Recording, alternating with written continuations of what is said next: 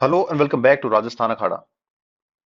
RAS mains paper 3 law section.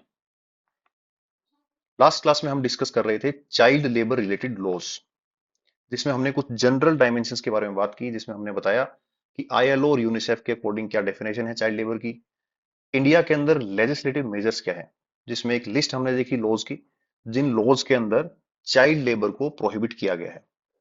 उन सभी laws में सबसे इंपॉर्टेंट लॉ है child and adolescent labour prohibition regulation act 1986। आज की क्लास में पार्ट 2 में हम इस एक्ट के बारे में डिस्कस करने वाले हैं।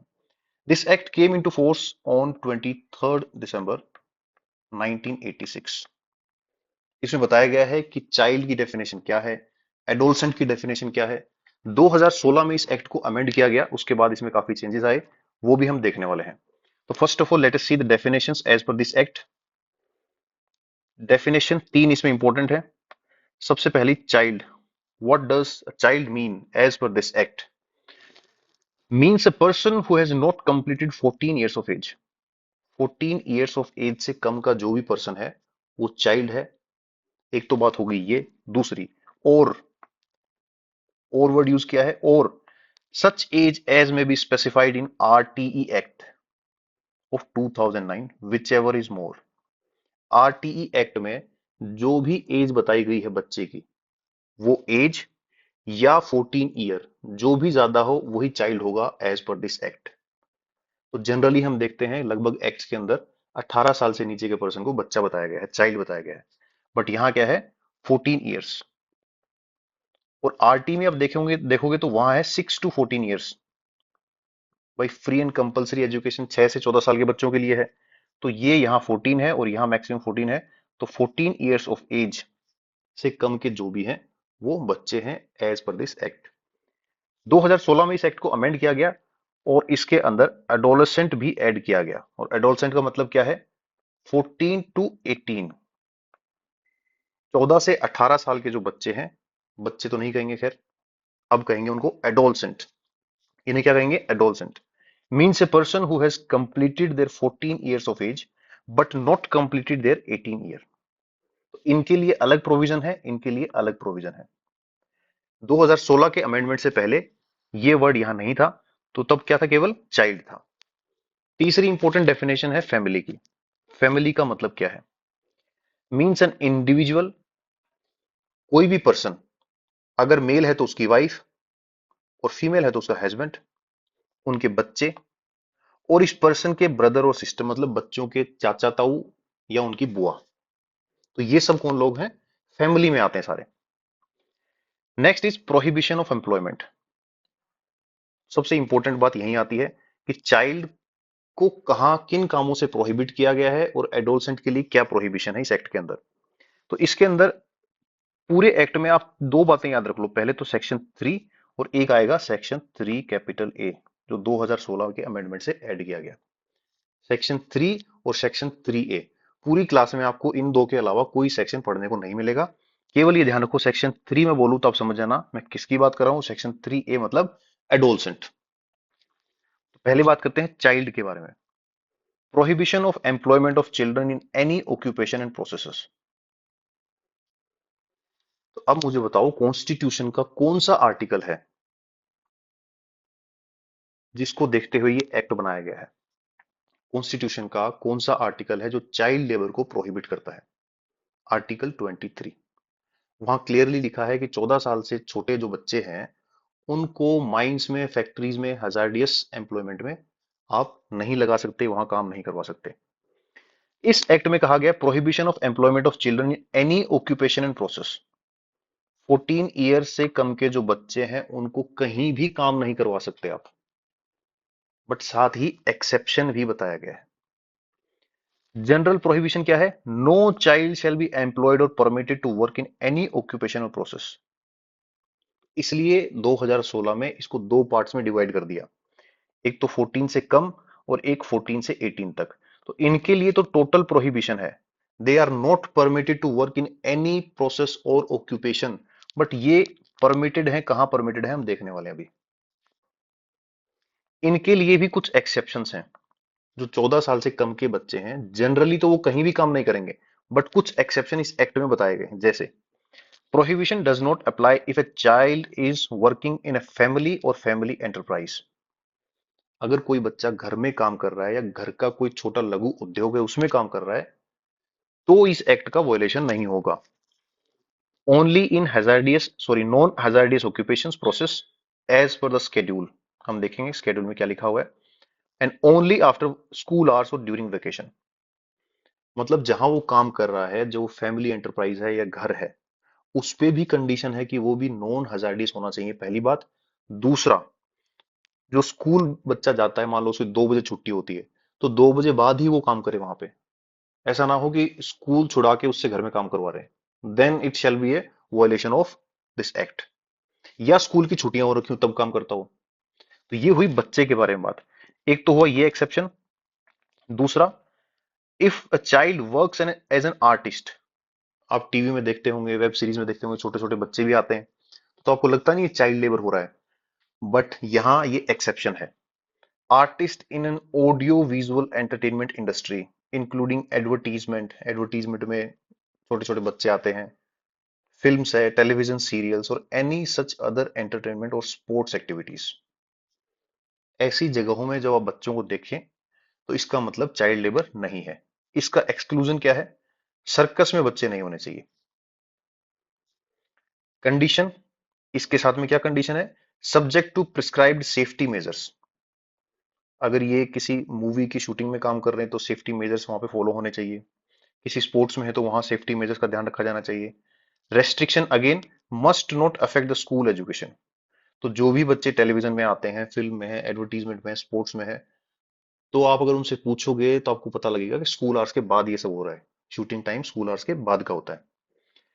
ये तो हुई बात बच्चे के बारे में। अब यहाँ पे आपने दो वर्ड देखे, एक तो फैमिली, दूसरा family enterprise.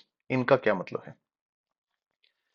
Family in relation to a child means his mother, father, brother, sister, father sister, brother and mother sister and brother. जो हमने अभी देखा फैमिली के बारे में, वही फैमिली यहाँ पे। बच्चे के माँ बाप, उनके भाई बहन, पापा के भाई बहन और मम्मी के भाई बहन, ये सारे फैमिली में आते हैं।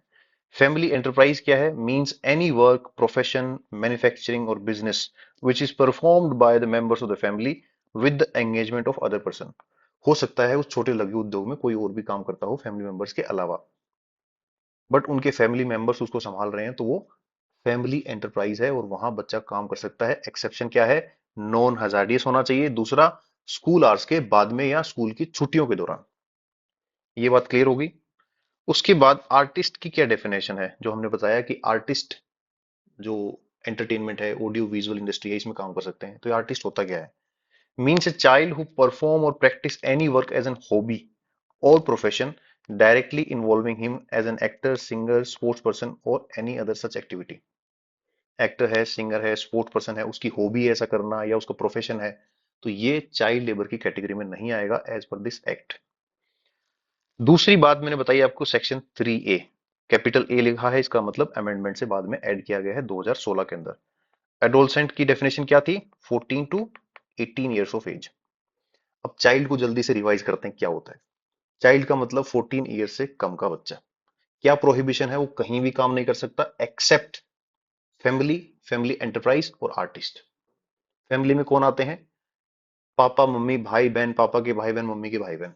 फैमिली एंटरप्राइज मतलब ऐसा लघु उद्योग जहां फैमिली मेंबर काम करते हो, साथ में कोई और मेंबर भी काम कर रहा है।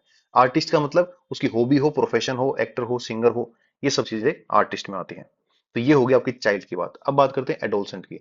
अगर आपसे पूछा जाएगा तो यहां से क्वेश्चन आ सकता है। 3A, 3A, 3 में क्या था? चाइल्ड। 3A में क्या है? Adolescent. Prohibition of employment of adolescent in certain hazardous occupation and processes.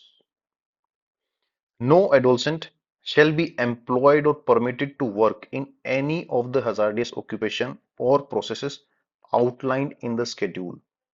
Next slide में हम देखने वाले हैं स्केड्यूल में क्या लिखा है।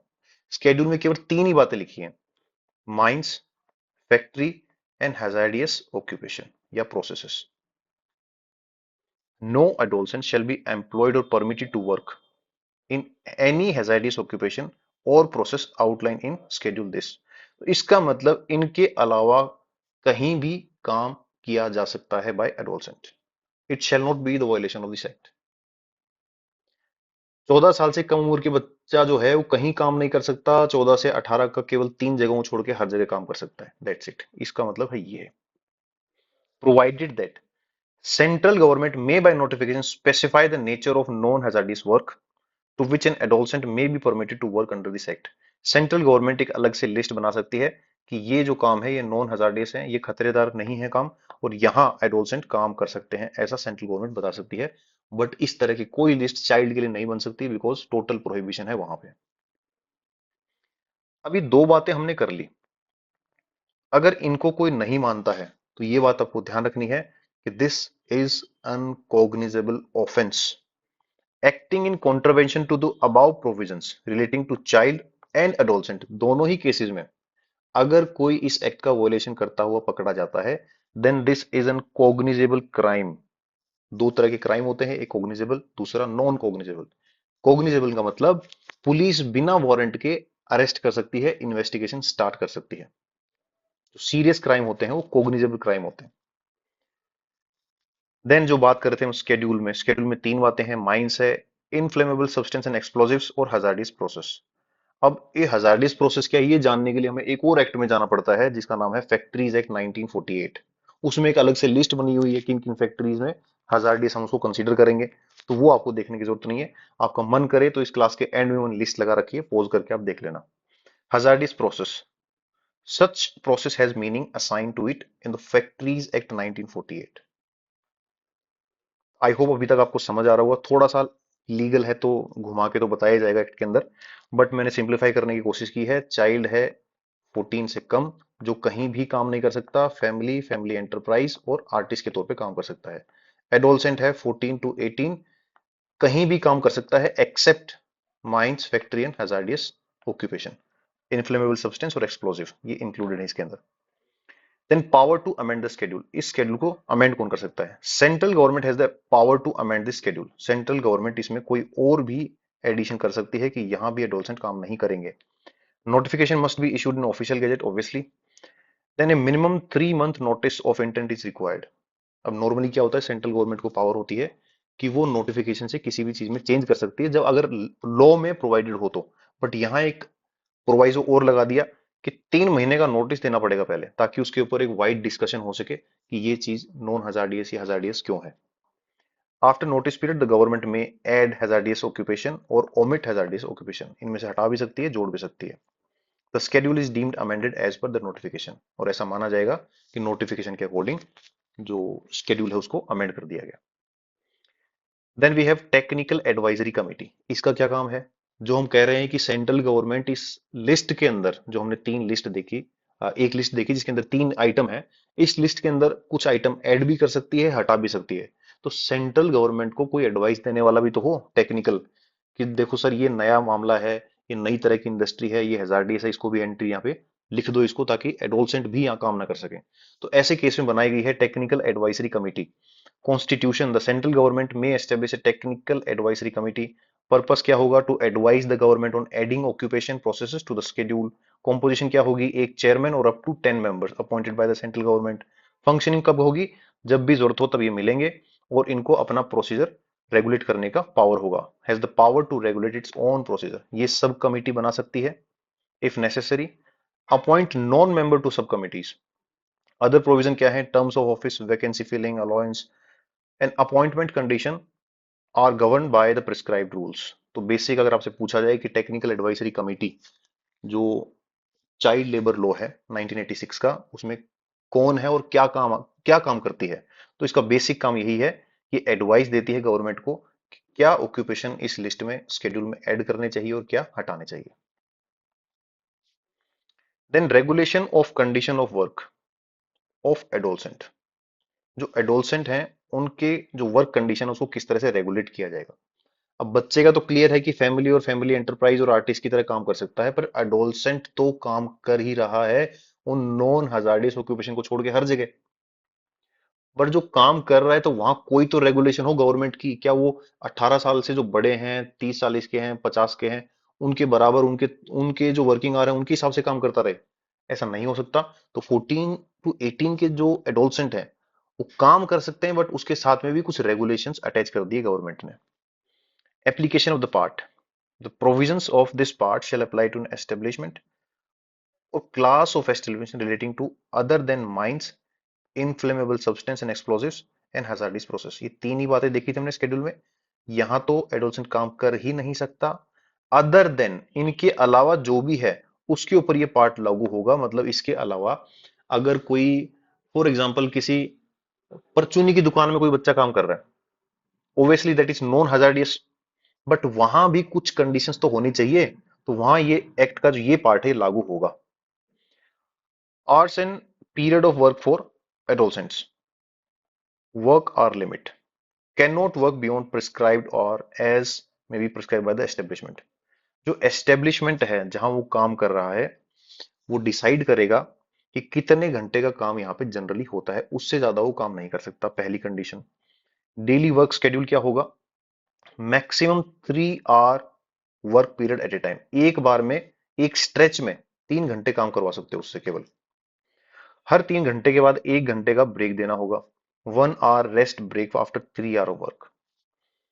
टोटल वर्क ड्यूरेशन क्या हो सकता है? Including breaks, work can not exceed 6 hour per day. मतलब 3 घंटे आपने काम करवाया एक स्ट्रेच में, फिर 1 घंटे का आपने ब्रेक दिया, फिर उसके बाद 2 घंटे का और काम कर सकता है, तो मैक्सिमम कितना हुआ? 6 hour per day. Restricted working hours, शाम के 7 बजे से सुबह के 8 बजे तक कोई भी एडोलसेंट जो 14 से 18 के बीच में है वो काम नहीं करेगा। ध्यान रखिए, चाइल्ड की कोई बात नहीं हो रही, चाइल्ड तो जा ही नहीं सकता। 14 टू 18 के लिए 2016 में ये सब बातें की गई। नो ओवर टाइम, किसी तरह का ओवर टाइम नहीं करवा सकते उनसे। सिंगल एस्टेब्लिशमेंट रूल, अगर कोई बच्चा मान लीजिए किसी एस्टेब्लिशमेंट में काम कर रहा है जिसका नाम है ए, उसी दिन सेम डे वो किसी और दूसरे एस्टेब्लिशमेंट में काम नहीं कर सकता। ये भी रेस्ट्रिक्शन है कि पहले यहां काम करके आ रहा है, फिर क्योंकि यहां तो अपने फॉलो कर लिया कि 6 घंटे काम करना है, दूसरे में जाके फिर 6 घंटे काम कर, तो ये भी नहीं होगा। एक दिन में एक ही एस्टेब्लिशमेंट में काम करना है जिसके ऊपर ये सारे रूल लागू होंगे। Can not work in more than one establishment on the same day. Weekly holidays for adolescent, mandatory weekly holidays, हफ्ते में एक दिन की फुल डे की छुट्टी देनी होगी। Notification by employer, the employer must display notice specifying the weekly holiday in conspicuous place. ऐसे डिस्प्ले में जो सबको दिखता हो ऐसी जगह में जो एम्प्लॉयर है वो बताएगा कि हफ्ते में किस दिन की छुट्टी आपको हम देंगे, और इसके अंदर चेंज नहीं कर सकते जो आपने बता दिया। The specified holiday can not be changed more than once in 3 month. 3 महीने में एक ही बार चेंज कर सकते हो कि भाई आपने वेडनेसडे की छुट्टी दे दी तो हर हफ्ते 3 महीने तक वही चलेगा। फिर उसमें आप एक बार चेंज कर सकते हो कि हम अगली अगली बार से संडे को छुट्टी देंगे। नोटिस टू इंस्पेक्टर, अब ये इंस्पेक्टर साहब कौन है? ये स्पेसिफिकली गवर्नमेंट इनको अपॉइंट करेगी relating to this particular act for existing adolescent worker. अब ये एक्ट जब 2016 में जब इसमें अमेंडमेंट हुआ तब ये वर्ड आया ना एडोलसेंट की, 14 से 18 साल के जो बच्चे हैं उनके लिए अलग प्रोविजन है।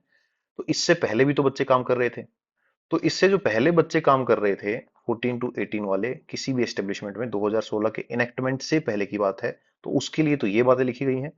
और इनेक्टमेंट के बाद के जो बच्चे हैं और उनके जो एम्प्लॉयर हैं उनके लिए कंडीशंस ये हैं। जो पहले वाले हैं उनके लिए क्या है? If an adolescent was employed before the act commencement, the occupier must notify the inspector within 30 days। ये जो इंस्पेक्टर अपॉइंट किए गए हैं for the purpose of this act, जो एम्प्लॉयर है वो इंस्पेक्टर साहब को इस एक्ट के कमेंसमेंट के 30 दिन के अंदर ये बातें बताएगा कि हमारा नाम और लोकेशन क्या है, मैनेजर का नाम क्या है, कॉन्टैक्ट एड्रेस क्या है, और किस तरह का काम हम करते हैं। अब एक्ट के बाद में अगर किसी ने किसी एडोलसेंट को काम पे रखा है तो उसको क्या क्या इंफॉर्मेशन इंस्पेक्टर को देनी है? If the adolescent is employed after the act commencement, the occupier must notify inspector with in 30 days, shell provide the same detail. जो ऊपर हमने बात की यही डिटेल इनको भी प्रोवाइड करनी होगी। जो इंस्पेक्टर साहब हैं उनके पास सारा डेटा होगा कि कहां कहां 14 से 18 साल के बच्चे काम कर रहे हैं, उनकी ये सब डिटेल उनके पास लिस्टेड होंगी। देन डेट ऑफ कमेंसमेंट की डेफिनेशन कोई जरूरी नहीं है। Exemption, hours and period of work, hours and period of work, weekly holidays, कितने घंटे काम होगा, जो 3 घंटे का टाइम था वो, वीकली हॉलीडेज का डिस्प्ले, नोटिस टू इंस्पेक्टर, ये नोटिस देना पड़ेगा कि ये सब बातें जो हमने बात की अभी, ये सब किसके ऊपर लागू नहीं होता, फैमिली रन एस्टेब्लिशमेंट के ऊपर लागू नहीं होता, या गवर्नमेंट सपोर्टेड और रिकॉग्नाइज्ड स्कूल्स जो हैं उनमें लागू नहीं होता। इसके अलावा हर एस्टेब्लिशमेंट को ये इंफॉर्मेशन इंस्पेक्टर साहब को देनी होगी, वीकली हॉलीडेज का नोटिस लगाना होगा, और आवर्स और जो पीरियड ऑफ वर्क है, जो उन्होंने बताया कि 6 घंटे काम कर सकते हैं केवल, और उसमें भी 3 घंटे पहले काम होगा एक स्ट्रेच में, फिर 1 घंटे की छुट्टी देनी होगी, तो ये सब बातें इनके ऊपर लागू नहीं होती। देन डिस्प्यूट ऑफ एज, अगर एज का कोई इशू हो कि एस्टेब्लिशमेंट में जो ओनर है या ऑक्यूपायर जिसे कहा गया इस एक्ट के अंदर, वो कहे कि हमारे यहाँ जो बच्चा काम कर रहा नहीं तो 18 से ऊपर का है, इंस्पेक्टर ने कहे कि नहीं नहीं तो 18 से कम का है, और ऐसे केस में जहां जो मेडिकल प्रैक्टिशनर है उसका कोई सर्टिफिकेट उनके पास ना हो, तो क्या होगा? In any question arise between inspector and occupier age of age of any adolescent who is employed और permitted to work by him in establishment, the question shall be referred by the inspector for decision to the prescribed medical authority, तो किसी medical authority से वहां decide किया जाएगा कि इस particular बच्चे की एज क्या है। Maintenance of register, responsibility, her establishment के, हर फैक्ट्री के मालिक को ये जरूरी है, they must maintain A register of for adolescent employed और परमिटेड टू वर्क, कितने 14 से 18 साल के बच्चे यहाँ पे काम कर रहे हैं। Availability for inspection, the register must be accessible to the inspector, inspector साहब कभी भी जाके इस रजिस्टर को चेक कर सकते हैं। क्या रिकॉर्ड होगा इसके अंदर? Name and date of birth उस बच्चे की, work hour, rest intervals, nature of work, और कोई भी प्रिस्क्राइब डिटेल अगर सरकार कहती है कि ये भी आपको इसके अंदर लिख के रखना होगा तो वो भी वहां बताया जाएगा। Then display of notice, who must display, जो रेलवे एडमिनिस्ट्रेशन है वो हर स्टेशन के ऊपर, पोर्ट अथॉरिटी है वो अपनी पोर्ट लिमिट के अंदर, और जो भी एस्टेब्लिशमेंट फैक्ट्री जो मालिक है, जो एस्टेब्लिशमेंट है, जो लघु उद्योग है, वो अपने वर्क प्लेस के ऊपर, ऐसी जगह जहां सबको दिखाई दे एक्सेसिबल प्लेस के अंदर, वहां की लोकल लैंग्वेज में या इंग्लिश में, क्या लिखेगा?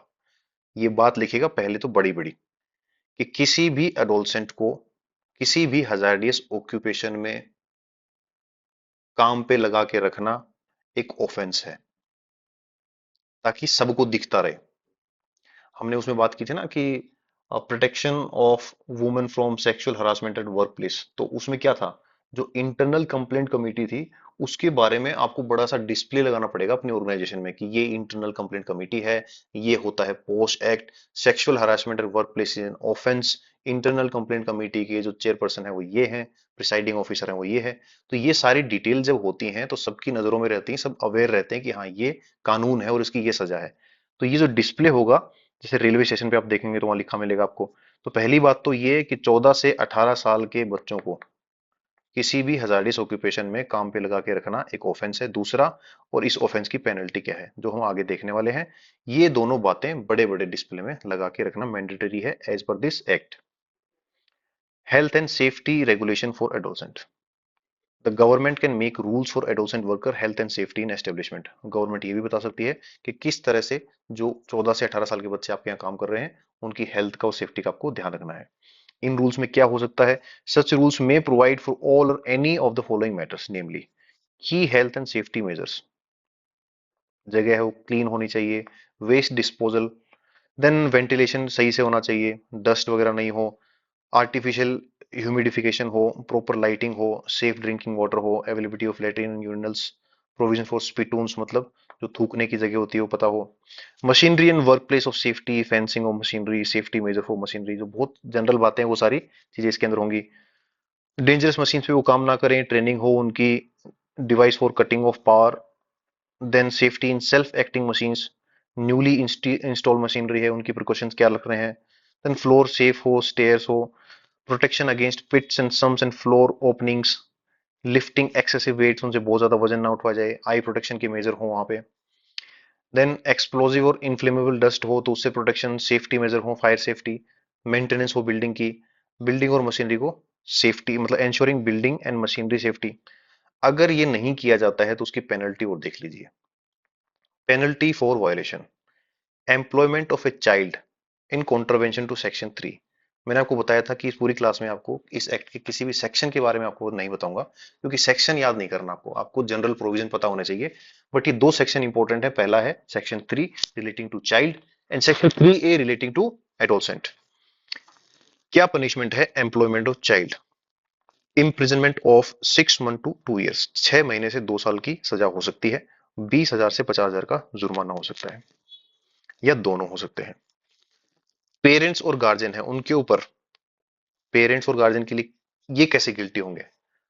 एक तो हमने देखा कि फैमिली एंटरप्राइजेस में बच्चे काम कर सकते हैं बट वो नॉन हजार्डियस होना चाहिए, तो वहां पेरेंट्स गिल्टी हो सकते हैं अगर वो हजार्डियस ऑक्यूपेशन में फैमिली एंटरप्राइज में बच्चों से काम करवा रहे हैं। दूसरा ऐसा हो सकता है कि इस एक्ट में 14 साल से कम के बच्चे कहीं भी काम नहीं करेंगे एक्सेप्ट फैमिली और फैमिली एंटरप्राइजेस। इसके अलावा अगर पेरेंट्स किसी फैक्ट्री में माइंस में 14 साल से कम के बच्चों को भेज रहे हैं, तो जो एम्प्लॉयमेंट दे रहा है वो तो गिल्टी है ही है, साथ में पेरेंट्स भी गिल्टी हैं। तो ऐसे केस में parents and guardians not punished unless they permit the child for commercial purpose. अगर पेरेंट्स ने कमर्शियल पर्पस के लिए भेज दिया है बच्चों को पैसा कमाने के लिए ऐसी फैक्ट्रीज या माइंस में, तो उनके ऊपर ये चार्जेस लगेंगे। एम्प्लॉयमेंट ऑफ एडोलसेंट, अगर 3A सेक्शन 3A का कॉन्ट्रवेंशन होता है तो उसके केस में क्या होगा? Imprisonment of 6 month to 2 years, 6 महीने से 2 साल, 50,000 से 20,000 से 50,000 या दोनों। Not punished unless they permit adolescent to work unlawfully, parents के ऊपर तब तक कोई चार्ज नहीं होगा जब तक उन्होंने लॉफुली बच्चे को काम पे भेज रखा है। लॉफुली मतलब इस एक्ट के अंदर जो बता रखा है उसके according. Exemption for first time offenders, parents and guardians, parents and guardians are not punished for the first time offence under section 3 और 3A। 3 और 3A के कॉन्ट्रावेंशन करने पे पेरेंट्स को पहली बार में कोई फाइन नहीं लगेगा। रिपीटेड ऑफेंडर, अगर बार बार किया तो एम्प्लॉयमेंट का एम्प्लॉयर जो है जो काम दे रहा है उसका इम्प्रिजमेंट हो सकता है 1 से 3 साल। पहले क्या था? 6 मंथ टू 2 ईयर्स, ये बढ़ के हो सकता है 1 साल से 3 साल। पेरेंट्स और गार्जियन है, पहली गलती तो उनको किसी तरह का कोई चार्ज नहीं देना, दूसरी गलती पे 10,000 if they commit offence again. Other violation of act, failure to comply with other provision of rule of act, अगर इन दो सेक्शन के अलावा, देखो यहां तो क्लियर लिखा हुआ है कि अगर आपने 3 का कंट्रवेंशन किया तो ये चार्जेस हैं, 3A के अगेंस्ट कोई काम किया तो ये चार्जेस हैं। इसके अलावा भी बहुत सारी बातें इस एक्ट के अंदर कि आपको इस तरह से डिस्प्ले लगाना पड़ेगा, जो इंस्पेक्टर है उनको रिपोर्ट करना पड़ेगा, आपको बताना पड़ेगा कि एडोलसेंट जो है वो कितने काम कर रहे हैं, उनकी डेट ऑफ बर्थ क्या है। और ये जो बातें हैं जो इस एक्ट में मैंडेटरी है आपको मानना, उनको नहीं माना तो पनिशमेंट क्या है? इम्प्रिजनमेंट ऑफ 1 मंथ, 10,000 की पेनल्टी और बोथ। ये हुई पेनल्टी की बात। अब ये पेनल्टी के पैसे जाएंगे कहाँ? उसके लिए बनाया गया है child and adolescent labour rehabilitation fund. क्योंकि चाइल्ड लेबर की एनफोर्समेंट होती इसलिए नहीं है, इसलिए बड़ी मुश्किल है होना, क्योंकि अगर आपने किसी बच्चे को रेस्क्यू कर भी लिया एक बार के लिए, तो फिर आप उस बच्चे को उस चीज से दूर कैसे रखोगे? क्योंकि वो तो उसकी कमाई का जरिया था। अगर आप कोई अल्टरनेट तरीका उसको नहीं बताएंगे या रिहेबिलिट नहीं करेंगे, रेस्क्यू करने के बाद उसको कोई ट्रेनिंग नहीं देंगे, उसके ऊपर कुछ पैसा खर्च नहीं होगा, तब तक कोई मतलब उसका फायदा नहीं निकलेगा उस लॉ का। आप बच्चे को रेस्क्यू करके लेके आएंगे, पेरेंट्स वापस भेज देंगे। Fund creation, the appropriate government shall establish a child and adolescent labor rehabilitation fund for each district और multiple district। हर डिस्ट्रिक्ट के लिए या 2-3 डिस्ट्रिक्ट के लिए एक रिहेबिलिटेशन फंड हो सकता है। सोर्स ऑफ फंडिंग, पहली सोर्स तो है एम्प्लॉयर फाइन, जो एम्प्लॉयर फाइन दे रहा है यहाँ पे 20,000 से लेकर 50,000 तक का। Adolescent labours within the district are credited to the fund, उस फंड में चले जाएंगे। और दूसरा सहारा होगा गवर्नमेंट की तरफ से, गवर्नमेंट कंट्रीब्यूशन। हर केस के ऊपर जहां एम्प्लॉयर ने फाइन डिपॉजिट किया उसी वक्त गवर्नमेंट भी अपना हिस्सा देगी, 15,000 रुपए पर चाइल्ड और एडोलसेंट। ये पैसे को या तो बैंक में जमा कर देंगे या कहीं इन्वेस्ट कर देंगे, गवर्नमेंट डिसाइड करेगी। और जो बैंक में जमा किया और इन्वेस्ट किया उसके ऊपर कुछ फायदा हुआ, इंटरेस्ट मिला, ये सारा किसको दिया जाएगा? Paid to child and adolescent in prescribed manner. इसके लिए सरकार तय कर सकती है किस तरह से बच्चे को ये पैसा दिया जाए। Rehabilitation of rescued child and adolescent, any child और एडोलसेंट एम्प्लॉयड इलीगली, अगर इलीगल तरीके से बच्चों को काम पे लगा रखा है, कोई फायर वर्क है, कारपेट इंडस्ट्री है, और उनको वहां से रेस्क्यू कर लिया, तो उनको रिहेबिलिटेट किया जाएगा as per law. Legal framework क्या है? Rehabilitation follow child welfare laws, juvenile justice laws and government schemes. तो जो गवर्नमेंट स्कीम है उनके थ्रू उनको सहायता देना, उनको स्कूल में एडमिशन कराना, उनको वोकेशनल ट्रेनिंग देना, उनके जो घर वाले हैं उनको कुछ काम देना। ये हमने कल बात की थी national child labour project scheme, उसमें हमने देखा था कि जो बहुत high intensity child labour areas हैं उनमें रिहेबिलिटेशन करना, उनके जो घर वाले हैं बाकी उनको काम दिलाना, बच्चों को स्कूल भेजना, ये सारी बातें उसके अंदर की थी हमने। Then compounding of offence. Compounding का मतलब कि कुछ सुलह भी हो सकती है कि इसके अंदर दो तरह के ऑफेंस होते हैं, एक कंपाउंडेबल, एक नॉन कंपाउंडेबल। कंपाउंडेबल मतलब दोनों पार्टी चाहे तो आपस में उसको खत्म कर सकती है मैटर को, और नॉन कंपाउंडेबल मतलब कोई ऐसा क्राइम जो स्टेट के अगेंस्ट हुआ है, मतलब किसी ने किसी का मर्डर कर दिया तो वो कंपाउंडेबल नहीं है कि तुम पैसे ले लो बात खत्म। स्टेट की नजरों में वो स्टेट के अगेंस्ट क्राइम हुआ है तो वो केस चलेगा। ये कंपाउंडेबल है क्या? Authority to compound, district magistrate can compound settle certain offences on an application by the accused. जो एक्यूज्ड है, एक्यूज्ड चाहे तो वो एप्लीकेशन लगा सकता है डीएम के पास कि इसे सेटल कर दीजिए please. Applicable case, first time offenses under if he fails to comply with or contravenes any other provision than act of 3 और 3 है। अब थोड़ा सा अपने दिमाग पे जोर दो, सेक्शन 3 में क्या था? बच्चे को काम पे लगाना। सेक्शन 3 में क्या था? कि एक अडोलसेंट को माइंस, एक्सप्लोसिव, इंफ्लेमेटरी और हजार्डियस एक्टिविटीज में लगाना, इसके लिए मनाही है इस एक्ट के अंदर। वो काम तो कंपाउंडेबल हो ही नहीं सकते, उधर तो सजा बता रखी है, पैसा भी देना होगा, सब कुछ करना होगा। बट इसके अलावा जो बातें थी, जैसे आपको एक डिस्प्ले लगाना है या आपको एक रजिस्टर मेंटेन करना है, वो काम नहीं किए आपने, और वो गलती आपने पहली बार की है। Offences bye parents guardians for any offence under this act, और पेरेंट्स और गार्जियन ने कोई भी गलती करी हो इंक्लूडिंग 3 और 3 है, तो ऐसे केस में ये कंपाउंडेबल होगा। Condition for compounding, the accused must pay prescribed amount to the appropriate government, सरकार में पैसे जमा कराए। पेमेंट अगर नहीं दिया, लीगल प्रोसीडिंग विल कंटिन्यू, तो लीगल प्रोसीडिंग कंटिन्यू होंगे। इफेक्ट ऑफ कंपाउंडिंग, अगर केस चालू नहीं हुआ और कंपाउंडिंग हो गई है तो केस फाइल नहीं होगा, बात वहीं खत्म कर दी जाएगी। चालू हो गया है then it is up to the court, court approve करेगा, उसके बाद उसको एक्यूज को डिस्चार्ज किया जा सकता है। And this is the list of industries involving hazardous process. हमने शुरुआत में देखा कि 14 टू 18 ईयर्स ऑफ एज के जो एडोलसेंट है वो कहाँ काम नहीं कर सकते। सबसे पहला माइंस, दूसरा इन्फ्लेमेबल सब्सटेंस एंड एक्सप्लोजिव्स, और तीसरा था हजार्डस प्रोसेस। और हजार्डस प्रोसेस के पास में लिखा हुआ था कि फैक्ट्रीज एक्ट 1948 की जो स्केड्यूल है उसमें जो प्रोसेस बताए गए हैं वही इस एक्ट में भी मान्य होंगे। तो ये लिस्ट है फैक्ट्रीज एक्ट 1948 की, तो इसे आप पॉज करके देख सकते हो। आपके एग्जाम के लिए इतना इंपॉर्टेंट नहीं है, बट आपको ये पता होना चाहिए कि जो ये एक्ट है चाइल्ड लेबर प्रोहिबिशन, इसके अंदर जो हजार्डस प्रोसेस है वही है जो फैक्ट्रीज एक्ट 1948 के अंदर है। तो इसमें करीब 24-25 ये प्रोसेसेस बताए गए हैं। Ferrous metallurgy industries, iron steel, ferrous alloys, उसके बाद coal coking industries, coal lignite, then cement industry, उसके बाद petroleum, petrochemical, drugs, rubber, paint, leather, electroplating, chemical industries, lead and compound, उसके बाद इलेक्ट्रोथर्मल है, उसके बाद सिंथेटिक रेजिन है, मैन्युफैक्चरिंग है, ग्लास सेरेमिक है, grinding, manufacturing process of asbestos and products, extraction of oil, benzene जिन सब्सटेंस के अंदर है वो, manufacturing process of carbon disulphide, dyes, highly inflammable liquids and gases. तो ये सारा जो लिस्ट है ये किस में बताया गया है? फैक्ट्रीज एक्ट 1948 में। बट ये रेफरेंस कहां दिया गया है? Child and adolescent labour prohibition and regulation act 1986 के अंदर। So this is all about your most important law relating to child labour. तो इस एक्ट से यहां से आपसे क्वेश्चन पूछा जा सकता है कि चाइल्ड की डेफिनेशन क्या है, एडोलसेंट की डेफिनेशन क्या है, किन इंडस्ट्रीज में वो काम कर सकते हैं, पेनल्टी क्या है, टेक्निकल एडवाइजरी कमेटी क्या है, या और भी कोई क्वेश्चन यहां से पूछा जा सकता है। So see you in the next class with another law, and till then keep revising, keep studying.